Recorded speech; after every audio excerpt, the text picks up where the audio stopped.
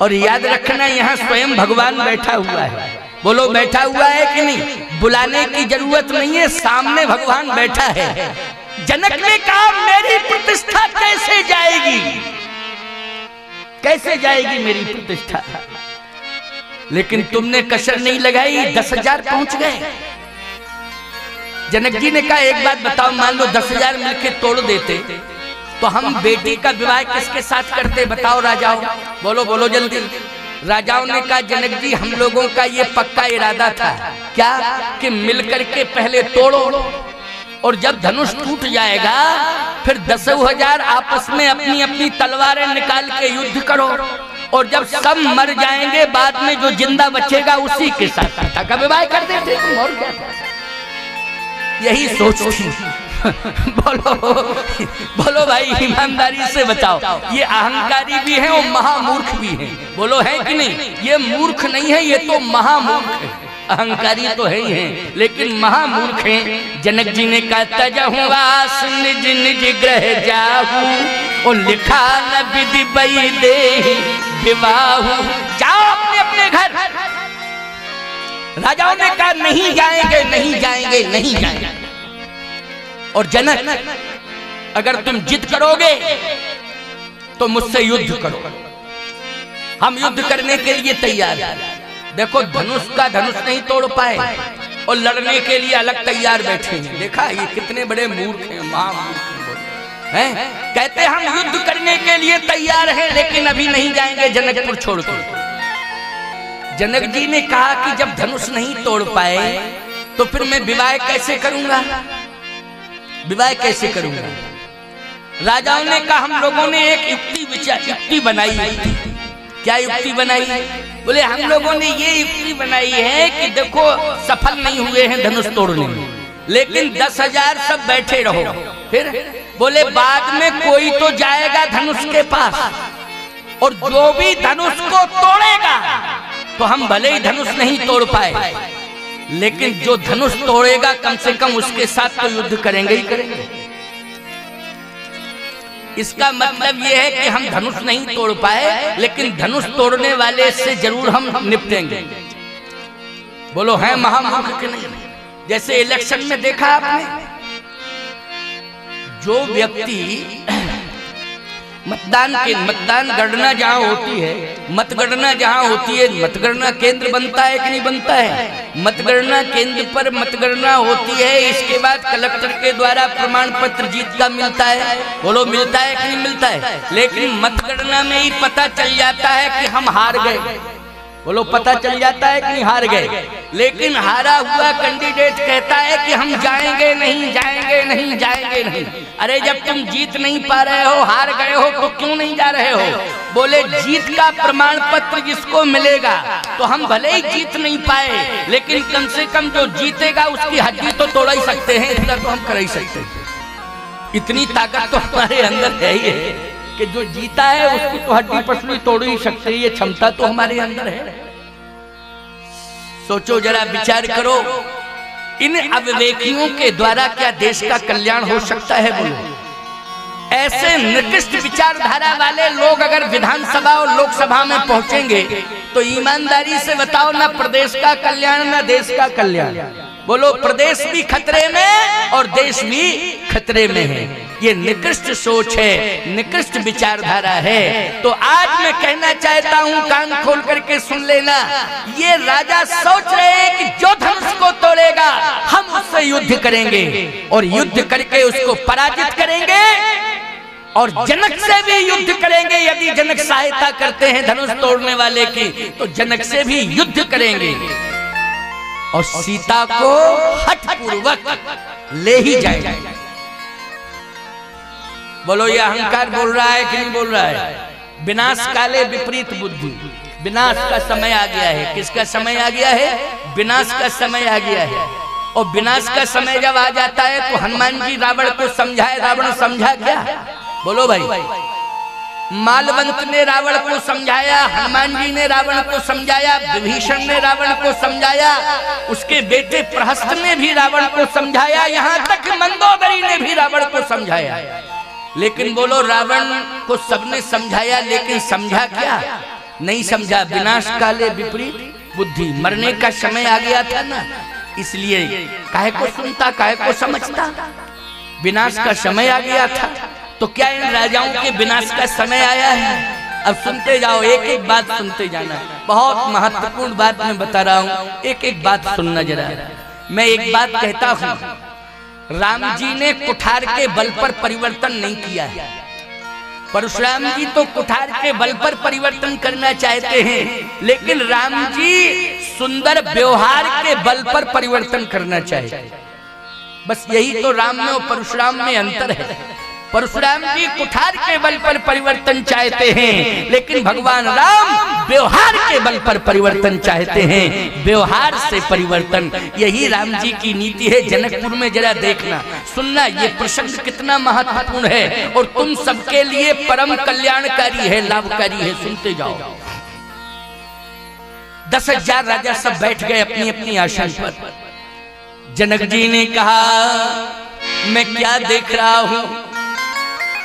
ए विधाता, अगर तूने मेरी बेटी का विवाह लिखा है तो विलंब किस बात का है?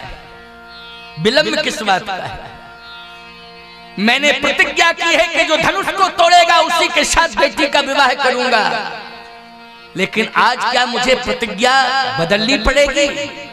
अगर मैं प्रण का त्याग करता हूं तो मेरे पुण्य नष्ट होते हैं, और अगर मैं प्रण का पालन करता हूं तो मेरी बेटी क्या कुंवारी रह जाएगी? सुनो मेरी बात को, ये तुम सबके लिए प्रेरणादायी प्रसंग है। कभी किसी की बेटी कुंवारी नहीं रह सकती है। माता पिता कान खोल करके मेरी बात को सुन लें। विवाह में चाहे जितनी चुनौती क्यों ना आ जाए, लेकिन इस बात पर विश्वास करो, सनातन धर्म की परंपरा में विवाह एक संस्कार है, और वो संस्कार विधि का विधान है, इसलिए पूरा होके रहेगा, वो पूरा होके रहेगा, वो अधूरा नहीं रह सकता। अन्य धर्मों में विवाह संस्कार नहीं है, अन्य धर्मों में विवाह संस्कार नहीं है, अन्य धर्मों में विवाह समझौता है। क्या है? समझौता, जिसको एग्रीमेंट कहते हैं, एग्रीमेंट कहते हैं ना, समझौता है। लेकिन सनातन धर्म में समझौता नहीं है, सनातन धर्म में क्या है? संस्कार है। जनक जी ने कहा कि सनातन धर्म में विवाह संस्कार होता है। हे ब्रह्मा, आज विलंब क्यों हो रहा है? मैं आपसे पूछ रहा हूं। ब्रह्मा ने कहा, विलंब इसलिए हो रहा है कि समय का इंतजार करो। किसका इंतजार करो? समय का इंतजार करो। हर माँ बाप यही तो कहते हैं कि हमारे पास आते हैं हजारों लोग, स्वामी जी बेटी का विवाह नहीं हो रहा है, कारण हमें लगता है मेरी बेटी ऐसी रह जाएगी क्या? यह मूर्खता की भाषा मत बोला करो। समय आएगा, वर मिल जाएगा, वर मिल जाएगा, मुहूर्त आ जाएगा, मुहूर्त आएगा तो विवाह भी हो जाएगा। प्यारे, सोचने की आवश्यकता नहीं। केवल तुम पिता हो तो प्रयास करो। क्या करो? प्रयास करो। लेकिन प्रयास करना कन्फर्म 100% ये बात सत्य है कि ये विधि का विधान है। बेटी का विवाह, बेटा और बेटी का विवाह क्या है? विधि का विधान है। वो पूरा होगा, लेकिन कब होगा? जब समय आ जाएगा तब पूरा होगा। इसलिए ब्रह्मा जी कहते हैं, जनक जी महाराज चिंता मत करो, चिंता मत करो। क्यों? बोले मैंने पूरी जिम्मेवारी दे दी है, 2 लोगों को दी है। किसको दी है? कहा एक तो विश्वामित्र जी को दे दी है और दूसरे मेरे बेटे वशिष्ठ हैं। ब्रह्मा जी कह रहे हैं जनक जी से कि मैंने 2 लोगों को जिम्मेवारी दी है, तुम्हें चिंता करने की जरूरत नहीं है। कहा किस किस को जिम्मेवारी दी है? ब्रह्मा जी ने कहा एक तो विश्वामित्र जी बैठे हुए हैं जो राम को लेकर आए हैं, मैंने जिम्मेवारी दी थी तभी तो लेकर के आए हैं। यज्ञ पूरा नहीं हो रहा था, ब्रह्मा बोले मैंने ही प्रेरणा दी थी विश्वामित्र जी को अयोध्या जाओ, तो अयोध्या भेजा। ब्रह्मा बोले मैंने ही, जनक तुम अयोध्या नहीं गए। बेटी का विवाह जो करता है भैया ईमानदारी से बताओ, उसको जाना पड़ता है कि नहीं? 10 दरवाजों पर बोलो, संपर्क साधना पड़ता है कि नहीं? आपके यहाँ भी यही सिस्टम होगा? बोलो होगा कि नहीं? लेकिन सीता जी के विवाह में बोलो जनक जी को जाना पड़ा, जल्दी बोलो।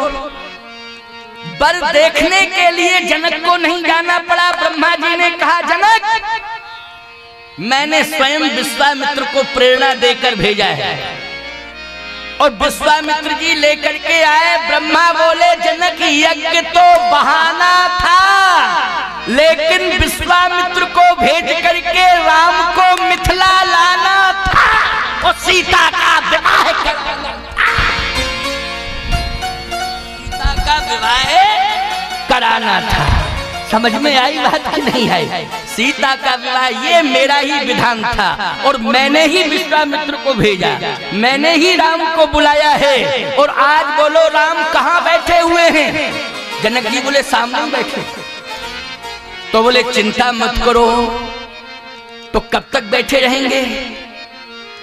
ब्रह्मा जी ने कहा कि मैं अभी अभी सूचना भेजता हूँ, क्योंकि यहाँ समय मिलाऊंगा कि अब धनुष टूटने का समय आ गया। और जैसे ही मैं मिलाऊंगा समय कि धनुष टूटने का समय। अच्छा एक बात बताओ, किसका कैसा समय है? बोलो ब्रह्मा को पूरी जानकारी है कि नहीं? जल्दी बोलो बोलो बोलो भाई। आपने भी सिर हिलाया कि हाँ ये बात तो सही है, ब्रह्मा जी को तो सब पता है। बोलो है कि नहीं ब्रह्मा जी को पता? किसका कैसा समय है, आगे कैसा समय आने वाला है, ये ब्रह्मा को पता है। ब्रह्मा जी बोले हमें सब पता है, हम बैठे बैठे काम कर रहे हैं। महाराज जनक आपको सोचने की जरूरत नहीं है, क्योंकि जहीं बिरंच रच जहीं बिरंच रच सीय संवारी, तहीं श्यामल बद रचऊ बिचारी। जहीं बिरंच रच सीय संवारी और तहीं श्यामल बर रचऊ बिचारी। अच्छा बोलो भाई ये विधान किसने बनाया? बोलो ब्रह्मा जी ने बनाया कि नहीं? ब्रह्मा जी बोले हम तुरंत सूचना पहुंचाएंगे विश्वामित्र जी के पास, और विश्वामित्र जी तुरंत राम को धनुष के पास पहुंचाएंगे। और जैसे ही राम जी धनुष के पास पहुंचेंगे, हम तुरंत राम जी से कहेंगे धनुष के टूटने का समय आ गया है, राम तोड़ दो। तुरंत ही राम जी धनुष को तोड़ देंगे। मेरे ऊपर छोड़ो, चिंता करने की कोई जरूरत नहीं है, मेरे ऊपर छोड़ो। ये सीताराम का विवाह है जनक, मेरे ऊपर छोड़ दो, मैंने सब विधान बना दिया है। अच्छा इतनी चर्चा हो रही थी, इतनी चर्चा महाराज श्री जनक से ब्रह्मा जी की हो रही थी। आप कहो महाराज डायरेक्ट बात होती थी क्या? एक बात बतावे आपको, जनक जी महाराज वो इतने महत्वपूर्ण व्यक्तित्व हैं, इतने प्रभावशाली हैं कि ब्रह्मा से भी बात करते हैं, विष्णु से भी बात करते हैं, और शंकर जी से भी बात करते हैं। बोलो करते हैं कि नहीं करते हैं? इस बात को मान रहे हो कि नहीं मान रहे हो? जनक जी महाराज ब्रह्मा विष्णु महेश त्रिदेवों से बोलो बात करते हैं कि नहीं करते हैं? अरे और छोड़ो जी, महाराज श्री जनक वो हैं जो आदि शक्ति को मिथिला की भूमि पर उतरने के लिए विवश कर देते हैं और अपनी पुत्री बना लेते हैं, प्यारे स्वयं पिता बन जाते हैं। महाराज श्री जनक साधारण नहीं है, बोलो सामान्य नहीं है, साधारण नहीं है। इसलिए डायरेक्ट बात हो रही है, ब्रह्मा जी से डायरेक्ट बात हो रही है। प्यारे ब्रह्मा जी ने कहा कि आपको कुछ नहीं करना, मैं ही सब कुछ करूंगा, समय का इंतजार करो। तो कितना समय और लगेगा? ब्रह्मा जी बोले अभी एक खतरा और रह गया है, वो टल जावे। एक खतरा और रह गया है, थोड़ा वो टल जावे, इसके बाद समय आ जाएगा और धनुष टूट जाएगा। जनक जी ने कहा और खतरा रह गया क्या? इतने सब आए खतरनाक खतरनाक राजा, अब और कौन रह गया है? ब्रह्मा जी बोले अभी रावण बाणासुर ये दो आने वाले समझ गए हो कि नहीं? आप लोगों ने देखा होगा नहीं, रावण बाणासुर बोलो आए थे कि नहीं आए थे? जल्दी। जनक जी बोले तब तो खतरा ही खतरा है पूरा। रावण बाणासुर आ गए तो रावण तो वो है कि चलत दशानन दौलत धर्मी, चलता है तो पृथ्वी कांपती है, रावण तो वो है। और आएगा तो पृथ्वी कपेगी, धनुष भी कपेगा, उठाएगा, तोड़ेगा और बेटी को ले जाएगा। ब्रह्मा जी ने कहा मैंने विधान बना दिया है। क्या क्या विधान बनाया है? मैंने यही विधान बनाया है कि मिथिला में राम आएंगे तो सीता का वरण होगा, और सीता का जब वरण होगा तो राम सीता को लेकर वन में जाएंगे, और जब वन में जाएंगे तो मैंने जनक विधान बना दिया है कि सीता का रावण के द्वारा हरण होगा और राम के द्वारा रावण का मरण होगा। ये विधान मैंने बनाया, ये विधान मैंने बनाया है।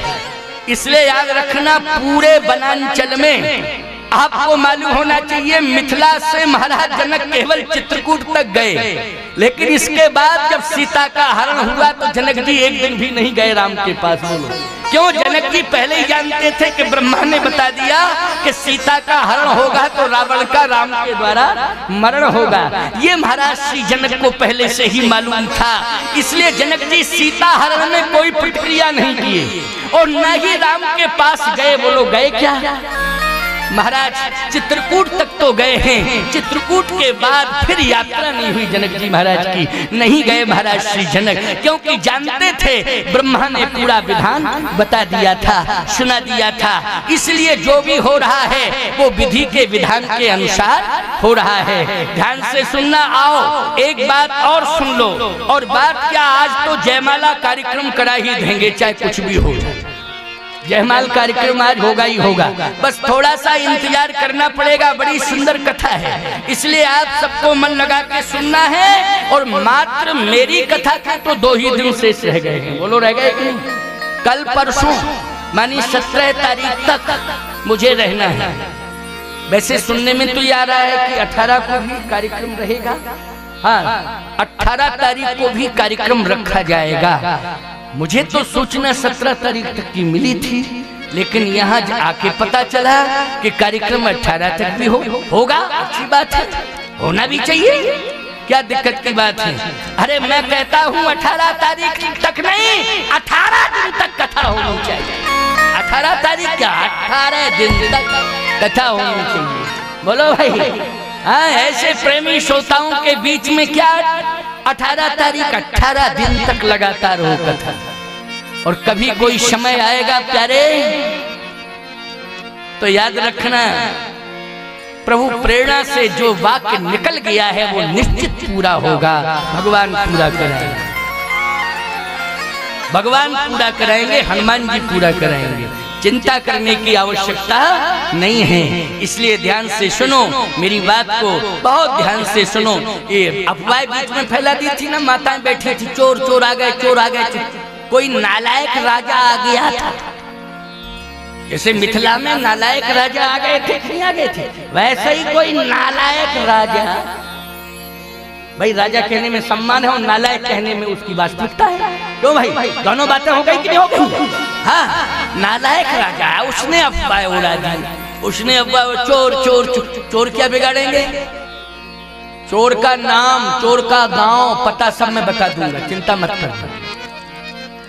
लेके तो जावे, एक तिनका उठा के ले जावे, उसकी 7 पीढ़ियों के नाम बता दूंगा चोर। अब खुश हो गई महाराज जी कह रहे हैं चिंता करने की कोई जरूरत नहीं। किस चोर की हिम्मत है जो चोरी करके ले जावे? चोरी करके कोई ले जाएगा तो चोर पकड़ा जाएगा, बच नहीं सकता है वो, और उसे स्वीकार करना पड़ेगा कि हाँ मैंने चोरी की। अब जानबूझ करके फंसे कोई चोर, मरे क्या? इसलिए चिंता करने की जरूरत नहीं, घबराना नहीं बिल्कुल। और यदि घबरा गई और घर में पहुंच गई घबरा के, तो खतरा चोर का जरूर बढ़ जाएगा। इसलिए डरना नहीं, विश्वास हनुमान जी पर करो और विश्वास जो है संत की वाणी पर करो। बोलो भाई, राम द्वारे तुम रखवारे, होत न आज्ञा बिन पैसारे। चिंता मत करना, कोई नहीं घबराएगा, घबराने की जरूरत नहीं। सुनते जाओ, बहुत अच्छी बात बता रहा हूं, सुनते जाओ। ब्रह्मा जी ने कहा कि एक खतरा टल जाए, बस उसका इंतजार हो रहा है, समय का यही इंतजार। क्या कहे खतरा है, रावण बाणासुर आ रहा है, रास्ते में चला आ रहा है। जनक जी बोले तब तो खतरा और बढ़ गया। ब्रह्मा जी ने कहा मेरी बात पर विश्वास नहीं कर रहे हो, आने तो दो। तो आ जाएगा तब तो चलत दशानन डोलत धरनी चलता है तो पृथ्वी कांपती है, आएगा मिथिला की भूमि कांपेगी, धनुष भी हिलेगा डुलेगा, और कहीं तोड़ दिया तो ब्रह्मा जी ने कहा नहीं नहीं, रावण का मरण का विधान बना हुआ है, सीता के साथ वरण का विधान नहीं है। महाराज जनक, सीता के विवाह के बाद रावण के मरण का विधान बना हुआ है, तुम्हें चिंता करने की जरूरत नहीं है। इतने में बस रावण आ गया रावण। जैसे ही रावण आया, बाणासुर भी साथ में आया। पूरे मिथिलावासी बोले खतरा खतरा खतरा। अब गड़बड़ हो गया। क्यों बोले रावण आ गया, रावण आ गया। अब क्या होगा? बोले धनुष, धनुष का पता ही नहीं चलेगा कहां गया धनुष। जैसे ही रावण आया, धनुष के ऊपर कौन बैठे हैं जल्दी बोलो? भगवान शंकर बैठे हैं। डगई शंभु सरासन कैसे, ओ कामी बचन सती मन जैसे। भगवान शंकर धनुष के ऊपर बैठे हुए हैं। रावण आया, पूरे मिथिला के अवाल वृद्ध नर नारी सब रोने लगे। क्या हुआ ये, क्या हुआ ये, क्या हुआ? रावण ने धनुष को देखा।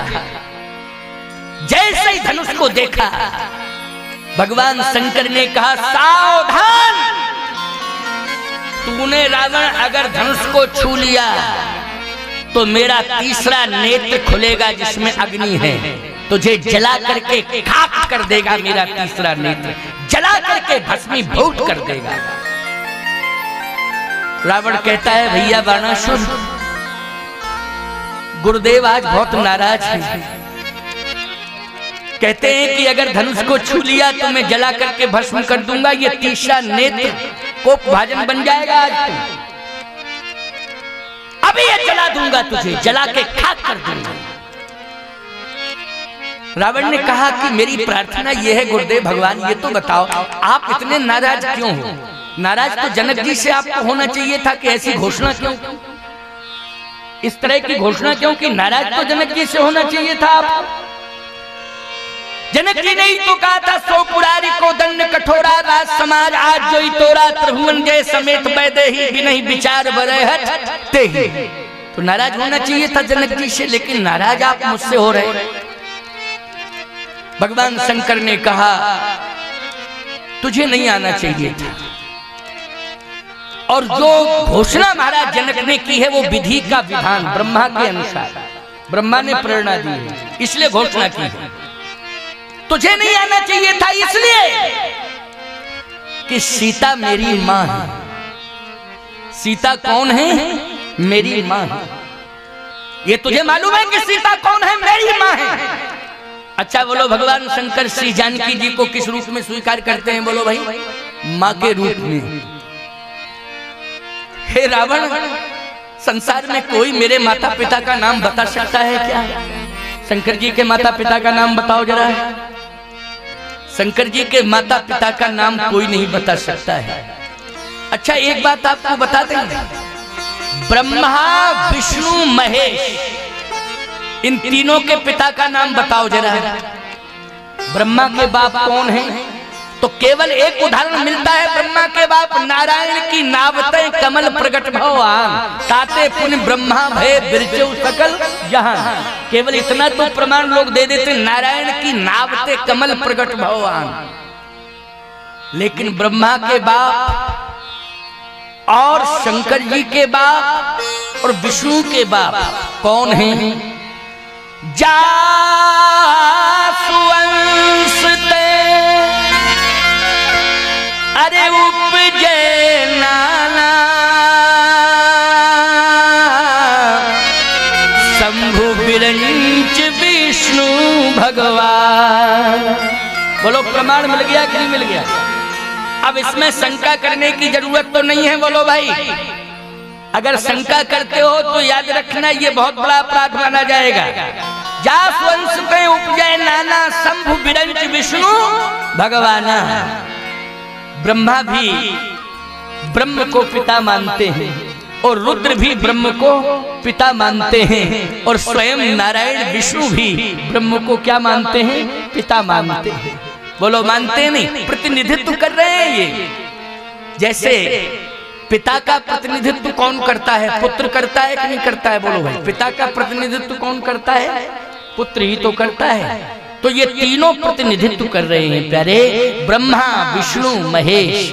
तो भगवान शंकर ने कहा कि मेरे पिता का तू इतना बड़ा विद्वान है, मेरे माँ बाप का नाम बता, बता मेरे माँ बाप का नाम। रावण बोला हमारा दिमाग ही काम नहीं कर रहा है।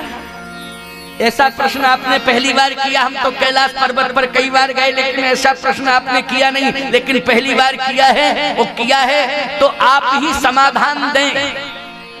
भगवान शंकर ने का समाधान यही है कि मेरे माता पिता सीताराम जी महाराज हैं, इसलिए आज तू मिथिला में आया है।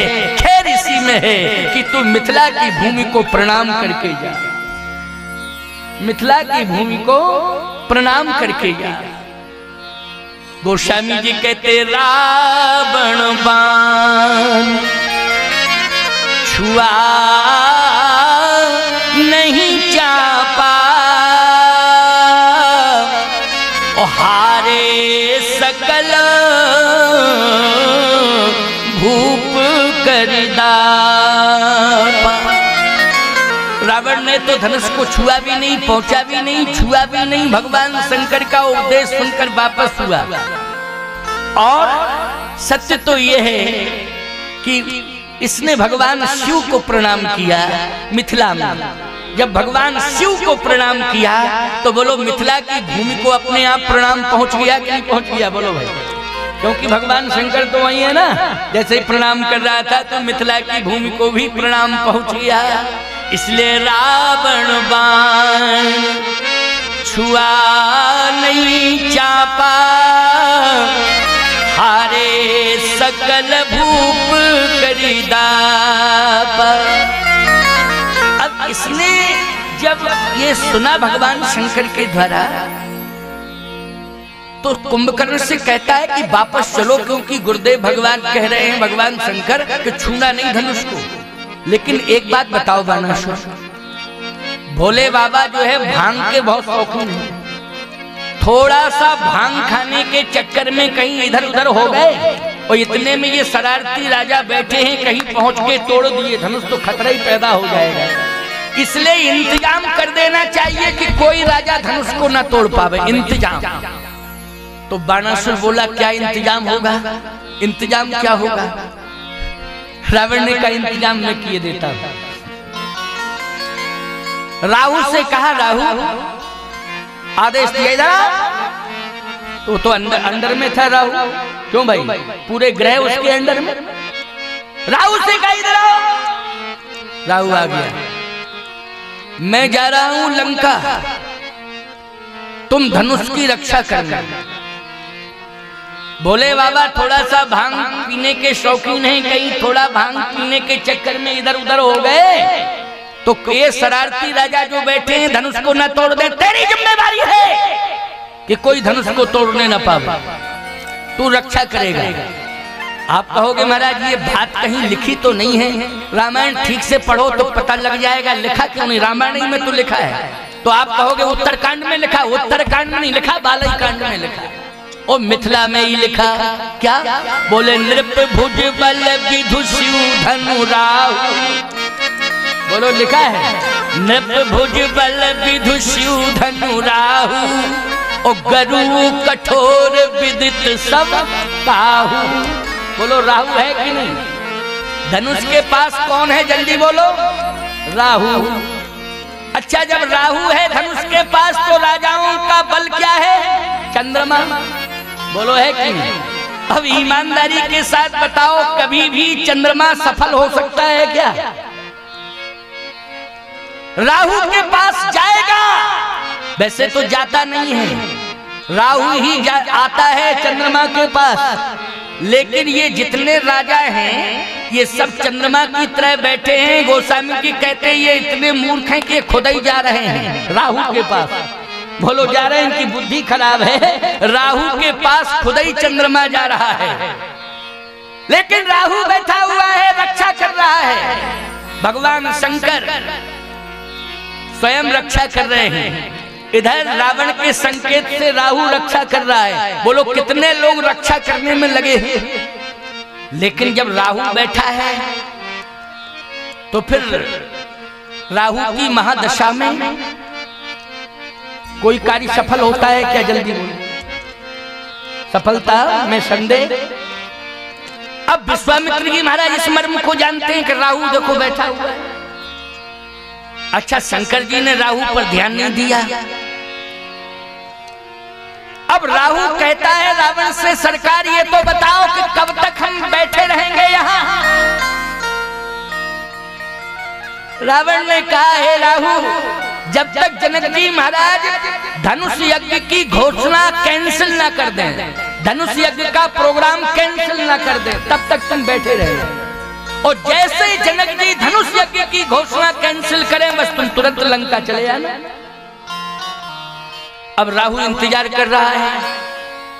इधर महाराज श्री जनक ने देखा कि ये राजा सब बैठे हुए हैं, ये जाना ही नहीं चाहते हैं। तो जनक जी महाराज कहने लगे, ताजा हुआ निज निज ग्रह जाहू, प्रोग्राम कैंसिल, जाओ अपने अपने घर।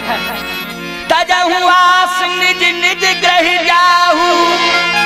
तो राजाओं ने कहा कि क्या कह रहे हो? अब राहु ने सुना कि घोषणा क्या हो रही है। ताजा हुआ निज निज ग्रह जाहू। तो जैसे ही राहु ने सुना तो धनुष छोड़ के भाग गया, राहु चला गया। और जैसे ही धनुष छोड़ के राहु गया तो विश्वामित्र समय शुभ जानी, और बोले अति सने मेहमानी। विश्वामित्र जी बोले, उठाऊ राम, अब समय आ गया टूटने का। उठाऊ राम भंजो भव चापा, ओ मैं टहु तात जनक परितापा। हे राम, धनुष के टूटने का समय आ गया, अब विलंब मत करो, पहुंचो धनुष के पास, तोड़ो इसको, टूटने का समय आ गया है। गुरु ही प्रणाम मनई मन कीना, अति लाघव उठाए धनु लीला। गुरु ही प्रणाम मनई मन कीना, अति लाघव उठाए धनु लीला। भगवान श्री राम ने जैसे ही गुरुदेव को प्रणाम किया, धनुष के पास पहुंचे तो धनुष राम जी को देखकर छोटा हो गया। बोले, ताहि दियो पिनाक, तो समित के भयो मनाक। जैसे भगवान ने परिक्रमा की तो धनुष छोटा हो गया। धनुष जैसे ही छोटा हुआ, भगवान ने कहा धनुष डरने की जरूरत नहीं है। हे धनुष डरने की जरूरत नहीं है, ध्यान से सुनना, ये बहुत महत्वपूर्ण बात है। सिय रघुवीर विवाह जे सप्रेम गावह सुनहि, तिन कहाँ सदा उछाए। भगवान सीताराम जी के विवाह को कोई भी नर नारी मन लगा के सुनेगा, उसके जीवन में सदा प्रसन्नता रहेगी, सदा प्रसन्नता रहेगी। इसलिए प्रसन्नता यदि हासिल करनी है तो एक एक शब्द को सुनना, तो प्रसन्नता आएगी, खुशियां आएंगी तुम्हारे घरों में। तुम्हारी बेटियों के, तुम्हारे बेटों के विवाह निर्विघ्नता पूर्वक संपन्न होंगे, किसी भी प्रकार का कोई विघ्न नहीं आएगा। ये सीताराम जी का विवाह कवच बन करके रक्षा करेगा, और बेटा बेटियों के विवाह निर्विघ्नता से संपन्न होंगे। यह है इस कथा का आशय और तात्पर्य। इसलिए एक एक शब्द ध्यान से सुनना। भगवान श्री राम को देख करके धनुष छोटा हो गया। दाहिनी दियो पिना,